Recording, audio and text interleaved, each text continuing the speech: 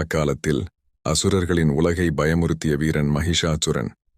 அவன் வீழ்த்தப்பட்ட போது அவனின் சகோதரி மகிஷி தன் சக்திகளை தீய நோக்கில் திருப்பினாள்.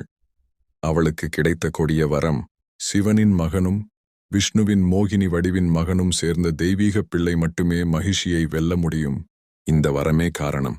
இந்த பூமியில் சமநிலையை ஏற்படுத்த தர்மசாஸ்தா மணிகண்டன் அவதரித்தார். மகிஷி சாதாரண அசுரி அல்ல.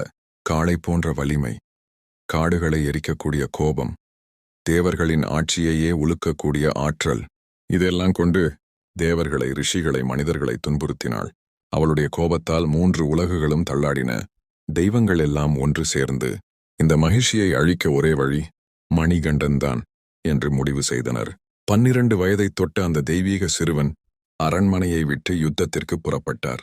அவன் கண்களில் பயமில்லை, தர்மத்தை காக்கும் தீப்பொறி மட்டும். காட்டின் ஆழத்தில் கோபம் பொங்கி வந்த மகிஷி அவனை எதிர்கொண்டாள். உன்னை கண்டு பயப்பட வேண்டிய அவசியம் என்ன? நான் அழிக்க முடியாதவள் என்று கர்ஜித்தாள். ஆனால் மணிகண்டன் சாந்தமாக, தர்மத்தின் முன் அசுரத்தனம் நீடிக்காது என்று அறிவித்தார்.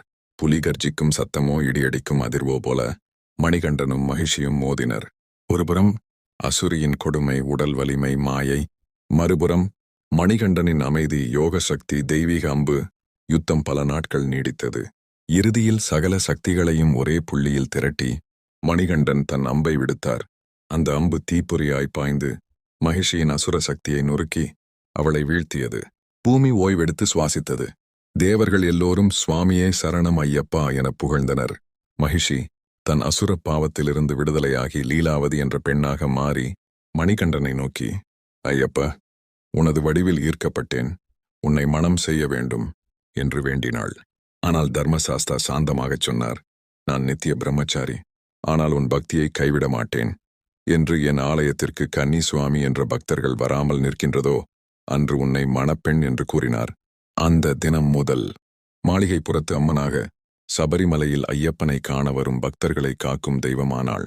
மேலும் இது போன்ற வீடியோக்களை காண நம்முடைய AI தமிழ் என்ற சேனலை சப்ஸ்கிரைப் செய்து ஆதரவு தரவும்.